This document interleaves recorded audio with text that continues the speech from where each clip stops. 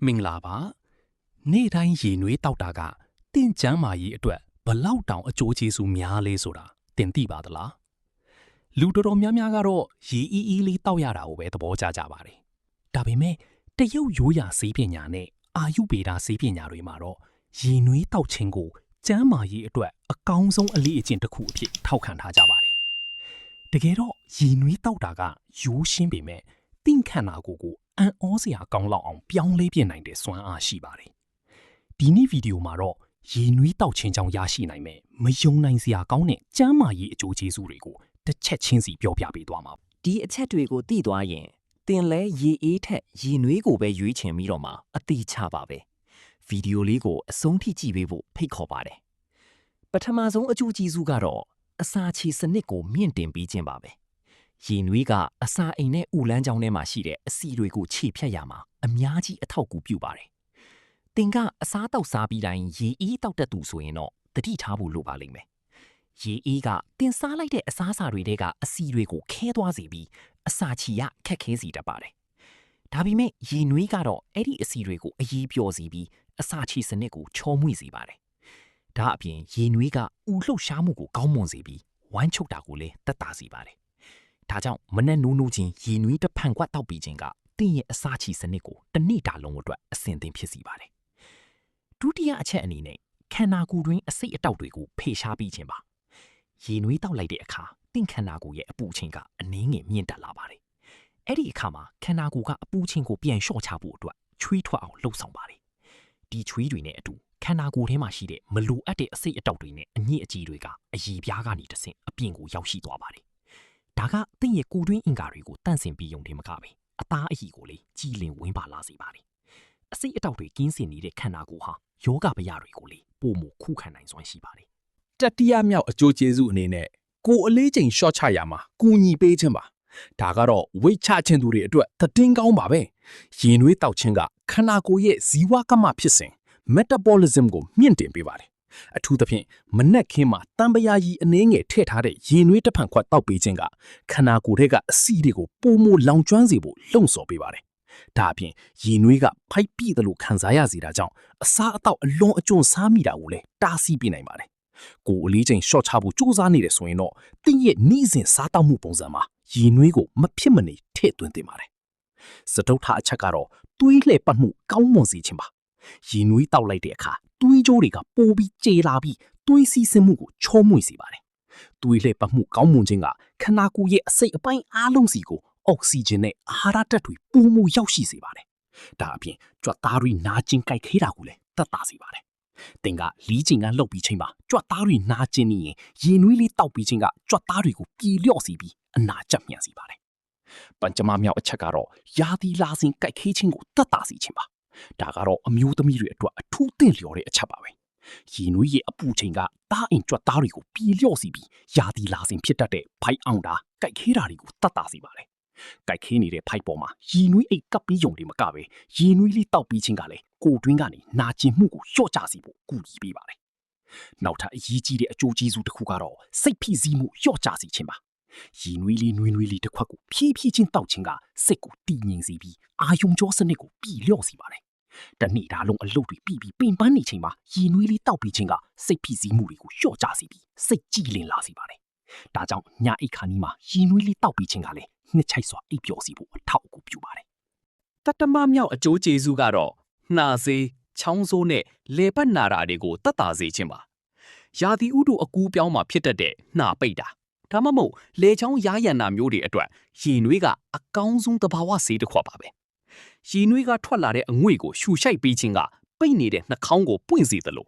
ရေနွေးကိုဖြည်းဖြည်းချင်းတောက်ပြီးခြင်းကလည်းလေချောင်းတွေကချွေးတွေကိုပျော်ဆင်းသွားစေပါတယ်။ဒါအပြင်ရေနွေးကလေချောင်းတစ်ဝိုက်ကကြွက်သားတွေကိုနွေးထွေးစေပြီးနာကျင်မှုကိုလျော့ပါစေပါတယ်။ဖျားနာကျင်သလိုဖြစ်နေတဲ့အချိန်မှာရေနွေးများများတောက်ပေးတာကတင့်ကိုအမြန်ဆုံးပြန်လေလန်းဆန်းလာစေမှာပါ။အထမမြောက်အချက်ကတော့အရည်ပြားကျန်းမာရေးနဲ့နုပြိုမှုကိုထိမ့်သိမ့်ပေးခြင်းပါ။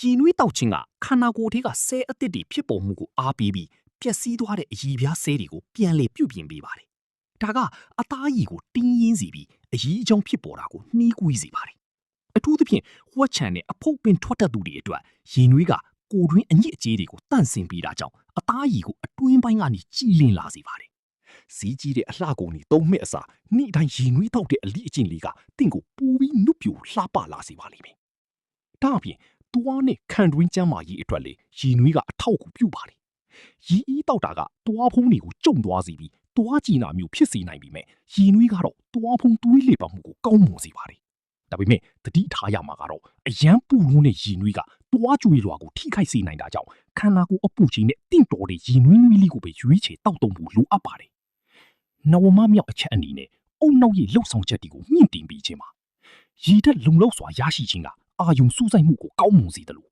ရေနွေးတောက်ခြင်းကြောင့်ရရှိတဲ့သွေးစီးဆင်းမှုကောင်းမွန်ခြင်းကလည်းအုံနောက်ကိုပုံမိုးလန်းဆန်းစေပါတယ်။စိတ်ကြည်လင်ပြီးအလုပ်တွေကိုပုံမိုးထိရောက်စွာလှုပ်ဆောင်နိုင်ဖို့အတွက်ရေနွေးတစ်ခွက်ကအများကြီးအထောက်အကူဖြစ်စေမှာပါ။အခုဆိုရင်ရေနွေးတောက်ခြင်းရဲ့အံမခန်းအကျိုးကျေးဇူးတွေကိုတော်တော်များများသိရှိသွားကြပြီလို့ထင်ပါတယ်။ဒါပေမဲ့အကျိုးရှိတိုင်းလဲဇွတ်မိတ်ပြီးတောက်လို့မရပါဘူး။ရေနွေးတောက်တဲ့အခါသတိထားရမယ့်အချက်လေးတွေလည်းရှိပါသေးတယ်။ပထမဆုံးအနေနဲ့ရေရဲ့အပူချိန်ပါပဲ။ရေနွေးတောက်တယ်ဆိုတဲ့နေရာမှာလျှာနဲ့အာခေါင်ကိုလောင်သွားစေမယ့်အပူချိန်မျိုးကိုမဆိုလိုပါဘူး။အရန်ပူလွန်းတဲ့ရေနွေးကအစာရည်မျိုးပြုံကိုထိခိုက်စေနိုင်ပြီးရေရှည်မှာကျန်းမာရေးပြဿနာတွေဖြစ်လာစေနိုင်ပါတယ်။ဒါကြောင့်တောက်ရတာအဆင်ပြေစေမဲ့ခန္ဓာကိုယ်အပူချိန်နဲ့နီးစပ်တဲ့ရေနွေးလေးကိုပဲရွေးချယ်သင့်ပါတယ်။ဒုတိယအချက်ကတော့ပလတ်စတစ်ခွက်တွေနဲ့မတောက်ဖို့ပါပဲ။ရေနွေးရဲ့အပူချိန်ကပလတ်စတစ်ခွက်ထဲမှာရှိတဲ့ဓာတုပစ္စည်းတွေကိုအရေးပျော်စေပြီးရေထဲကိုရောက်သွားစေနိုင်ပါတယ်။ဒါဟာကျန်းမာရေးအတွက်အလွန်အန္တရာယ်များပါတယ်။ဒါကြောင့်ရေနွေးတောက်မယ်ဆိုရင်ဖန်ခွက်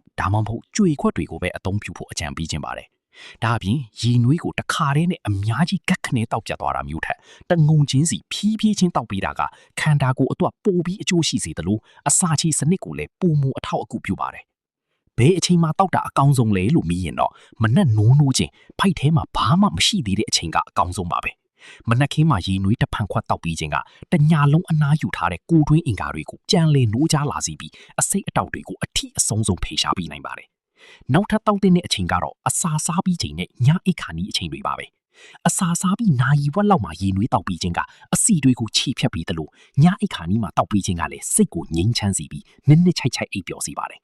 ။လူအတော်များများကတော့ရေနွေးတောက်ရတာကိုပြင်းစရာကောင်းတယ်လို့ထင်ကောင်းထင်နိုင်ပါတယ်။အရသာရှိခြင်းနဲ့ဆိုရင်တော့ရေနွေးထဲမှာတံပရာသီးတစ်စိတ်လောက်ဒါမှမဟုတ်ပြားရည်အနှဲငယ်ထည့်ပြီးတောက်လို့ရပါတယ်။ဒါကရေနွေးရဲ့အကျိုးကျေးဇူးကိုပိုပြီးမြင့်တင်ပေးရုံနဲ့မကပဲတောက်ရတာလည်းပိုပြီးအရသာရှိစေပါတယ်။ဒီလိုရိုးရှင်းတဲ့အကျင့်လေးတစ်ခုကတင့်ရဲ့ဘဝကိုဘလောက်တောင်ပြောင်းလဲပေးနိုင်မလဲဆိုတာတင့်ကိုယ်တိုင်စမ်းကြည့်ဖို့လိုပါတယ်။ညီကုန်းချုပ်အနေနဲ့ပြောရရင်ရေနွေးတောက်တဲ့အလေးချင်းဟာငွေကုန်ကြီးချမရှိပဲတင့်ကြားမာရေးကိုအံ့ဩစရာကောင်းလောက်အောင်ပြောင်းလဲပေးနိုင်တဲ့ရိုးရှင်းတဲ့နီလန်းကောင်းတစ်ခုပဲဖြစ်ပါတယ်။အစပိုင်းမှာတော့ရေအေးတောက်တာကိုကြင့်နေတဲ့သူတွေအတွက်ရေနွေးတောက်ရတာကအသားမကျပဲခက်ခဲနေပါလိမ့်မယ်။ဒါပေမဲ့ဇွဲမလျှော့ပဲတပတ်လောက်စမ်းတောက်ကြည့်လိုက်မယ်ဆိုရင်တော့တင့်ခန္ဓာကိုယ်ရဲ့ပေါ့ပါလန်းဆန်းလာမှုကိုတင့်ကိုယ်တိုင်တိတိတသာခံစားရမှာပါ